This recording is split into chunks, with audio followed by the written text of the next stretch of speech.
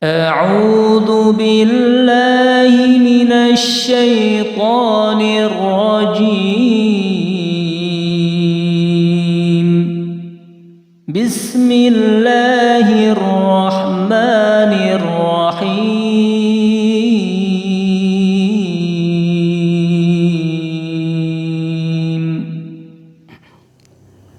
بسم الله الرحمن الرحيم Assalamualaikum warahmatullahi wabarakatuh.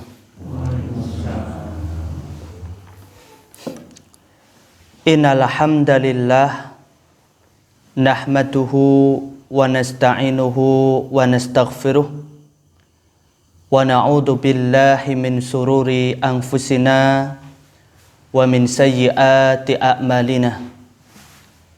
May yahdihillahu fala mudilla wa may yudlil fala hadiya lah. Wa asyhadu an la ilaha illallah wahdahu la syarika lah wa asyhadu anna Muhammadan abduhu wa rasuluh.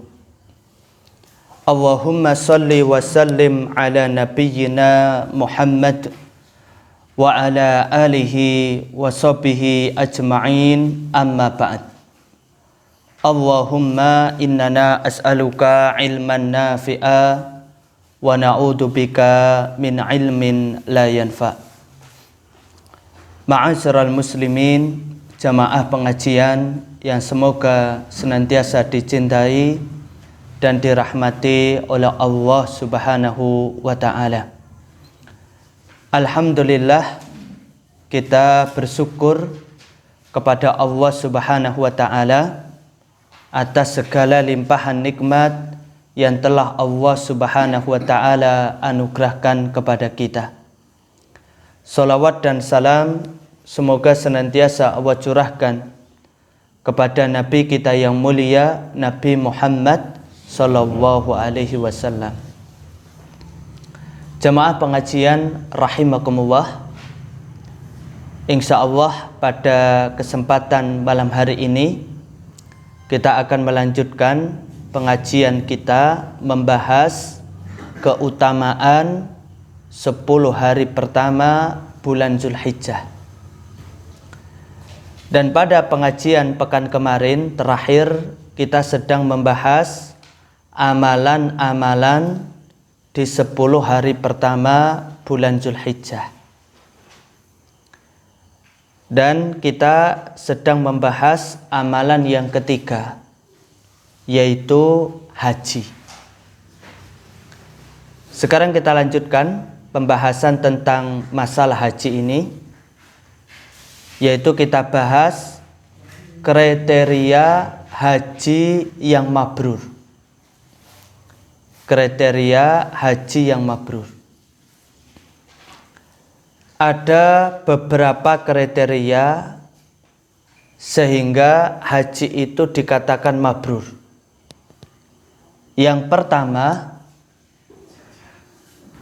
orang yang menunaikan ibadah haji harus niatnya ikhlas. Orang yang menunaikan ibadah haji niatnya harus ikhlas.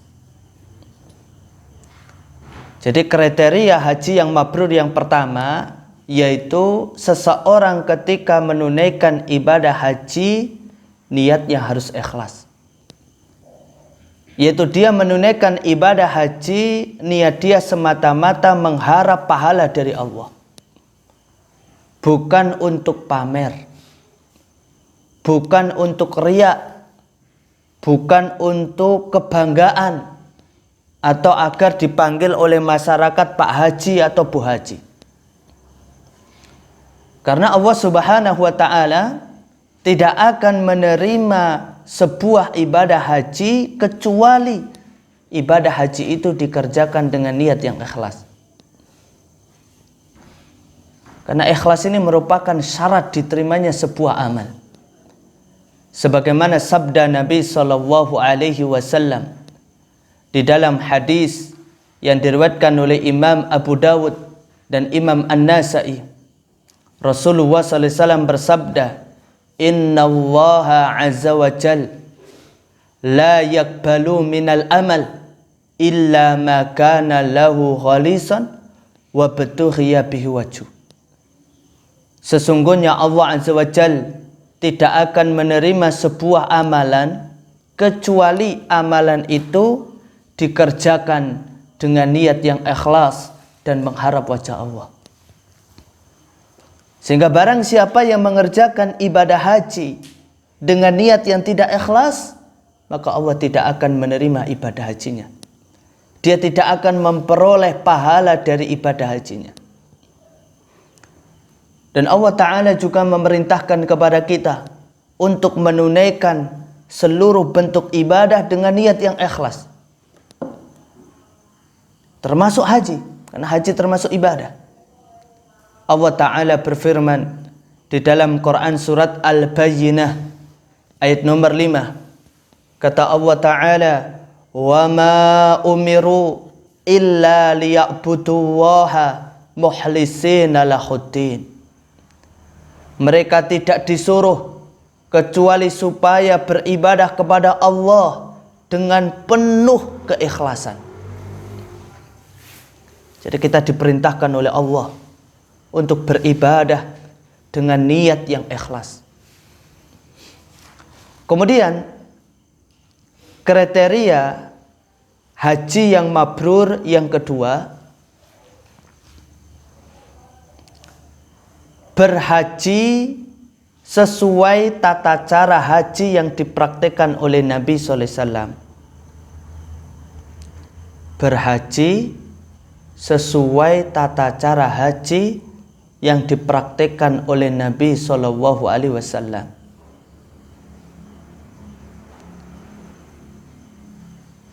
Nabi sallallahu alaihi wasallam bersabda dalam hadis riwayat Imam Muslim, kata Nabi sallallahu alaihi wasallam, "Khudhu anni manasikakum." Contohlah cara manasik hajiku. Rasulullah SAW memerintahkan kepada kita semuanya untuk mengikuti tata cara haji yang telah dicontohkan Nabi SAW. Maka ketika kita hendak menunaikan ibadah haji, kita harus belajar dulu bagaimana tata cara ibadah haji yang dicontohkan Nabi SAW. Tidak boleh seseorang menunaikan ibadah haji dengan tata cara yang tidak pernah dicontohkan Nabi SAW. Tidak boleh. Maka sekali lagi kita ketika hendak menunaikan ibadah haji, kita perlu belajar bagaimana tata cara haji yang dicontohkan oleh Nabi SAW. Kemudian kriteria haji yang mabrur yang ketiga, harta untuk berangkat haji adalah harta yang halal. Tidak boleh seseorang menunaikan ibadah haji dengan harta yang haram, gak boleh. Barang siapa yang menunaikan ibadah haji dengan harta yang haram, maka Allah tidak menerima ibadah hajinya. Seperti orang yang ibadah haji menggunakan uang hasil korupsi atau menggunakan uang hasil mencuri atau menggunakan uang hasil riba atau menggunakan uang hasil menipu, maka Allah Subhanahu wa taala tidak akan menerima ibadah hajinya. Maka jamaah rahimakumullah, harta yang hendak kita gunakan untuk haji adalah harta yang halal. Harta yang akan kita gunakan untuk mendaftar haji adalah harta yang halal. Nabi sallallahu alaihi wasallam bersabda dalam hadis riwayat Imam Muslim. Kata Nabi sallallahu alaihi wasallam, "Innallaha thayyibun la yaqbalu illa thayyiban." Sesungguhnya Allah itu baik dan Allah tidak menerima kecuali dari yang baik. Sekali lagi saya sampaikan bahwasannya uang yang akan kita gunakan untuk ibadah haji harus uang yang dari penghasilan harta yang halal, tidak boleh dari yang haram. Kemudian kriteria ibadah haji yang mabrur yang keempat, menjauhi segala bentuk kemaksiatan. Ya, menjauhi segala bentuk kemaksiatan. Jadi ketika kita menunaikan ibadah haji, kita harus menjauhkan diri dari segala bentuk kemaksiatan, dari segala bentuk dosa, baik dosa yang dilakukan oleh lisan maupun anggota badan, termasuk dosa-dosa yang dilakukan oleh hati seperti sombong, riya, ujub dan yang lainnya. Kemudian kriteria haji yang mabrur yang kelima, berakhlak yang baik antar sesama, tawadhu dalam bergaul, dan suka membantu kebutuhan saudara yang lainnya. Ya, berakhlak yang baik antar sesama, tawadhu dalam bergaul, dan suka membantu kebutuhan saudara yang lainnya. Inilah jamaah rahimakumullah, ya, kriteria haji yang mabrur. Sekarang jamaah rahimakumullah, kita masuk amalan yang keempat yang hendaknya kita amalkan pada 10 hari pertama bulan Dzulhijjah. Yang keempat yaitu sedekah. Jamaah pengajian rahimakumullah, hendaknya kita perbanyak sedekah ketika berada di 10 hari pertama bulan Dzulhijjah. Karena sedekah ini adalah ibadah yang sangat agung. Ibadah yang memiliki banyak sekali keutamaan. Di antara keutamaan sedekah, dan ini pernah saya sampaikan di majelis ini, di antaranya yang pertama, orang yang bersedekah akan mendapatkan pahala yang besar di akhirat nanti. Dan Allah akan menghilangkan ketakutan dan kesedihan baginya di dunia, di alam kubur, dan di akhirat nanti. Allah Subhanahu wa taala berfirman di dalam Quran surat Al-Baqarah ayat nomor 274. Kata Allah taala, alladzina yunfikuna amwalahum bil-laili wan-nahar.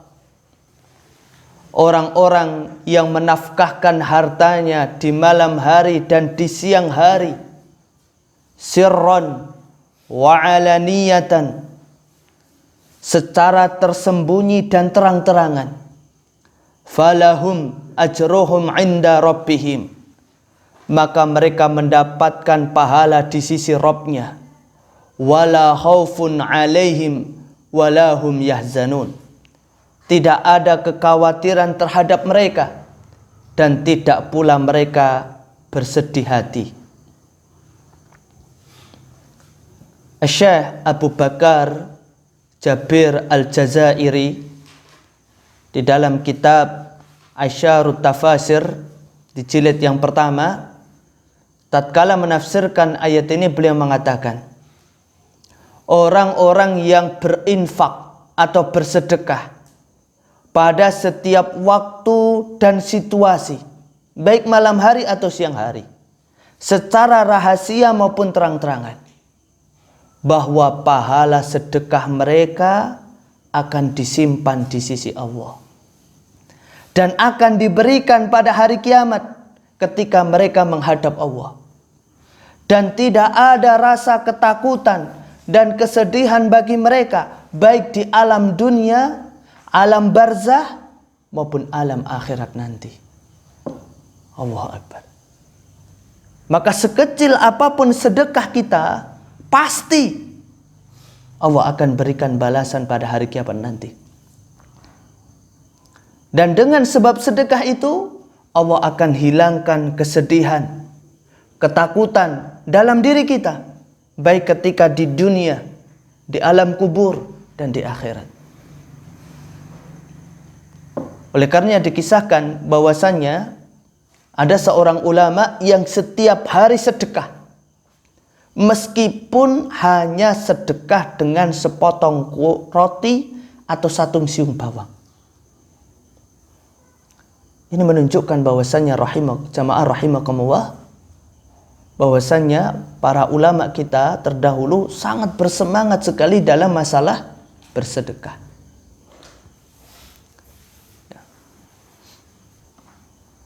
Kemudian di antara keutamaan sedekah yang kedua, sedekah bisa menyelamatkan dari api neraka. Sedekah bisa menyelamatkan dari api neraka. Di dalam sebuah hadis yang diriwayatkan oleh Imam Al-Bukhari, Rasulullah sallallahu alaihi wasallam bersabda, "Ma minkum min ahadin illa sayukallimuhu Allah, laisa bainahu wa bainahu turjuman." Tiap-tiap orang dari kamu pasti akan diajak bicara oleh Allah, tanpa ada penerjemah antara kamu dengan Allah. Fayangduru aymana minhu fala yara illa ma qaddama. Lalu dia melihat ke kanan, dia tidak melihat kecuali apa yang telah ia lakukan. Fayangduru ash'ama minhu fala yara illa ma qaddama. Lalu dia melihat ke sebelah kiri, dia tidak melihat kecuali apa yang telah dia kerjakan. Fayangduru baina yadayhi fala yara ilan nar tilqa'a wajhihi. Dan dia melihat ke depan, dia tidak melihat melainkan neraka di hadapan wajahnya.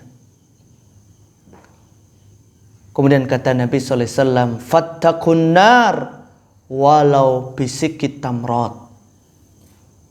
Maka hindarilah api neraka walaupun dengan sedekah separuh buah kurma. Allahu Akbar. Sedekah separuh buah kurma bisa menyelamatkan seseorang dari adab neraka. Sedekah separuh buah kurma bisa menyelamatkan seseorang dari adab neraka. Kalau sedekah separuh buah kurma bisa menjadi sebab seseorang diselamatkan oleh Allah dari adab neraka, maka bagaimana lagi kalau seseorang sedekah lebih dari sebuah kurma. Sedekah beras 1 kilo, 2 kilo, ya, sedekah untuk perkembangan dakwah sebagaimana yang kita lakukan tiap malam Ahad ini. Yakinilah bahwasannya sedekah-sedekah yang kita keluarkan ini bisa menyebabkan kita diselamatkan oleh Allah dari adab neraka. Keutamaan sedekah yang ketiga, orang yang bersedekah akan mendapatkan doa dari malaikat. Orang yang bersedekah akan mendapatkan doa dari malaikat. Di dalam sebuah hadis yang diriwayatkan oleh Imam Al-Bukhari dan Imam Muslim, Rasulullah sallallahu alaihi wasallam bersabda, "Ma min yaumin yusbihul ibadu fihi illa malakan yanzilani fayaqulu ahaduhuma Allahumma a'ti munfiqan khalafan wa yaqulul akhar Allahumma a'ti mumsikan talafan." Tidaklah datang satu hari pun bagi seorang hamba, melainkan akan turun dua malaikat. Salah satu dari malaikat itu berkata, "Ya Allah, berilah balasan yang baik bagi orang yang bersedekah." Dan malaikat yang satu lagi berkata, "Ya Allah, berilah kemusnahan atas orang yang menahan hartanya." Jadi orang yang bersedekah didoakan oleh malaikat agar Allah memberikan balasan yang terbaik bagi dirinya. Kemudian di antara keutamaan sedekah yang keempat, sedekah tidak mengurangi harta, bahkan akan menjadikan harta barokah. Karena ada sebagian orang yang dia mempunyai persepsi, mempunyai pemahaman bahwasanya sedekah itu mengurangi harta. Sedekah itu menjadikan miskin. Tidak benar. Justru sedekah itu menjadikan harta barokah. Nabi SAW bersabda dalam hadis riwayat Imam Muslim, kata Nabi SAW, "Ma naqasat shadaqatun min mal." Harta tidak akan berkurang karena sedekah. Harta tidak akan berkurang karena sedekah. Ya, jangan khawatir. Ya, jangan khawatir miskin dengan kita sedekah. Bahkan realita menunjukkan orang yang rajin infak, rajin sedekah malah tambah kaya. Hartanya makin berlimpah ruah. Kemudian keutamaan sedekah yang kelima, sedekah adalah bukti keimanan seseorang. Sedekah adalah bukti keimanan seseorang. Nabi SAW bersabda dalam hadis riwayat Imam Muslim, kata Nabi SAW, "Was-shadaqatu burhan." Sedekah adalah bukti keimanan. Maksudnya sedekah itu bukti akan benarnya keimanan. Karena tidak ada orang yang mau sedekah kecuali orang yang di dalam hatinya ada keimanan. Karena tabiat manusia itu dia cinta sama harta. Dia cinta sama harta. Maka tidaklah seseorang dia mengeluarkan harta yang dicintainya kecuali dia iman kepada Allah dan iman kepada hari akhir. Ya. Dan masih banyak lagi jamaah rahimakumullah ya. Keutamaan sedekah ya. Terlebih lagi kalau kita ini sedekah di 10 hari pertama bulan Zulhijjah. Yang mana pada pertemuan pekan kemarin telah kita sampaikan bahwasanya seluruh amal soleh yang kita kerjakan di 10 hari pertama bulan Zulhijjah pahalanya dilipat gandakan oleh Allah. Bukan hanya itu, seluruh amal soleh yang kita kerjakan di 10 hari pertama bulan Zulhijjah itu sangat dicintai oleh Allah. Ya, melebihi amal soleh yang kita kerjakan di luar 10 hari pertama bulan Zulhijjah. Dan kembali saya ingatkan bahwasannya sedekah kita yang berupa nafkah kepada istri, anak, dan orang tua ini merupakan sedekah yang sangat utama. Bahkan saya katakan pahalanya lebih besar daripada sedekah yang kita keluarkan untuk orang miskin atau yang lainnya. Ini bukan berarti kita kemudian tidak sedekah untuk orang-orang miskin, tidak. Namun ini sebagai motivasi bahwasannya setiap uang yang kita keluarkan untuk istri kita, anak kita, orang tua kita, itu sedekah. Dan itu bernilai ibadah, bernilai pahala. Bahkan saya katakan, setiap butir nasi yang dimakan oleh istri kita, anak kita, orang tua kita, itu termasuk sedekah dan bernilai pahala. Disebutkan di dalam sebuah hadis yang diriwayatkan oleh Al-Imam Al-Bukhari dan Imam Muslim, Nabi SAW bersabda, dinarun anfaqtahu fi sabilillah. Dinar, mata uang emas yang engkau infakkan di jalan Allah. Wa dinarun anfaqtahu fi raqabah. Dinar yang engkau infakkan untuk membebaskan seorang budak. Wa dinarun tasaddaqta bihi ala miskin. Dinar yang engkau infakkan untuk orang miskin. Wa dinarun anfaqtahu ala ahlika. Dan dinar yang engkau infakkan untuk keluargamu. A'dhamuha ajron alladhi anfaqtahu ala ahlika.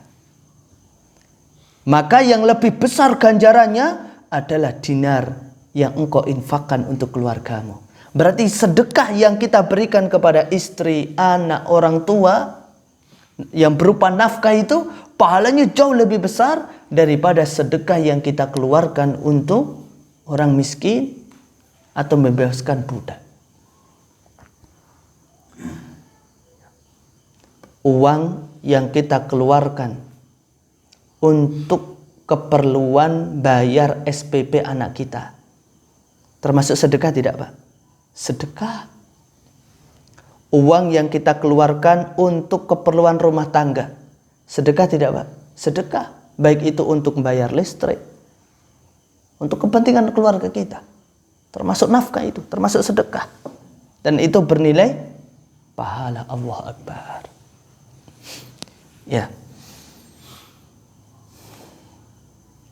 Terlebih lagi jamaah rahimakumullah, sedekah-sedekah yang kita keluarkan untuk kepentingan dakwah, ini nanti bisa menjadi ladang pahala besar untuk kita. Ya, sebagaimana tadi sudah disampaikan oleh beliau Bapak Jarod, bahwasanya uang yang terkumpul dari infak kita ini kita fokuskan untuk kegiatan dakwah. Seperti apa? Mencetak buletin ini. Ya, dan ini dibagikan untuk kepada kaum muslimin. Maka jamaah sekalian insya Allah ikut mendapat bagian pahala dari tersebarnya buletin ini. Demikian pula tadi dilaporkan untuk mencetak poster kegiatan apa itu pelajaran bahasa Arab dan kajian Islam yang diselenggarakan di Ma'had At-Taqwa. Maka jamaah sekalian juga ikut andil mendapatkan pahala, ikut mendapatkan bagian pahala dari terlaksananya program ini. Allah. Oke. Kemudian amalan yang kelima, yaitu adalah sholat Idul Adha. Jamaah pengajian rahimakumullah, sholat Idul Adha adalah ibadah yang sangat agung.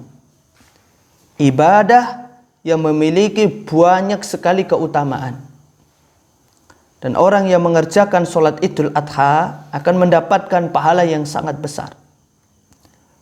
Oleh karenanya Rasulullah SAW memerintahkan kaum muslimin untuk mengerjakan sholat Idul Adha, untuk menghadiri sholat Idul Adha. Bahkan kaum wanita yang sedang haid dan gadis-gadis pengitan diperintahkan menghadiri sholat Idul Adha.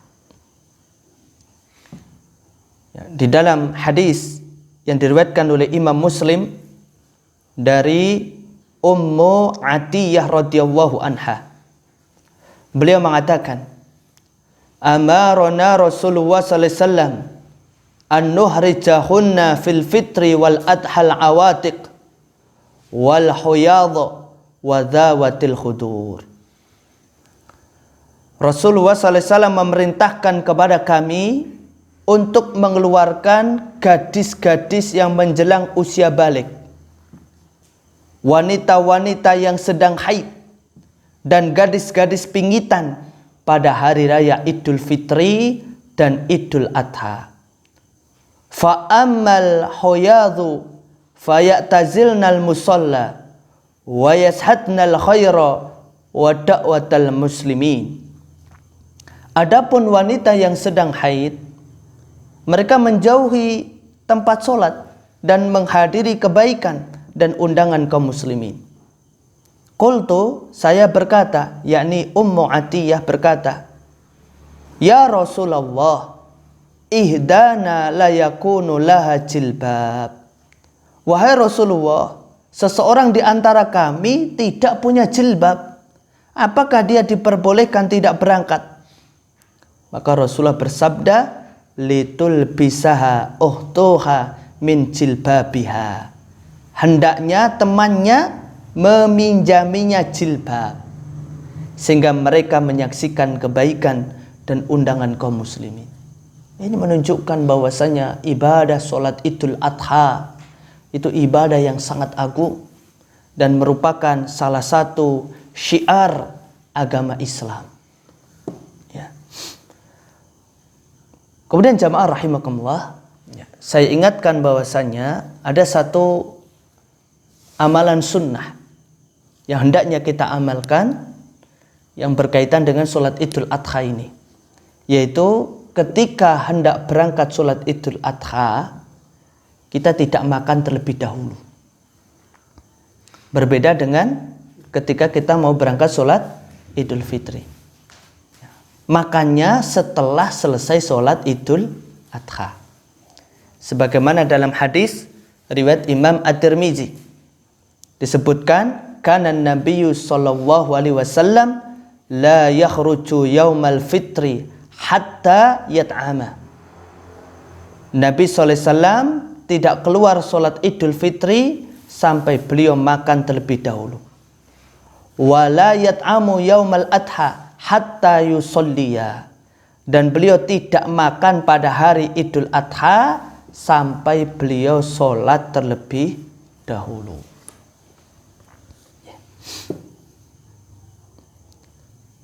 Adapun amalan yang keenam, yang sebenarnya ini jadi inti dari pengajian kita, masalah berkorban, karena saya lihat sudah jam 20.36, dan kalau nanti saya sampaikan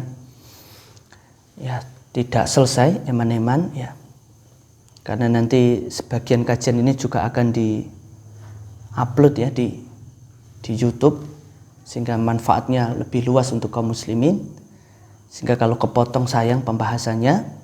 Oleh karena itu nanti khusus pembahasan korban kita akan sampaikan pada pertemuan yang akan datang insyaallah ta'ala, sehingga pembahasannya bisa lengkap insyaallah. Oke.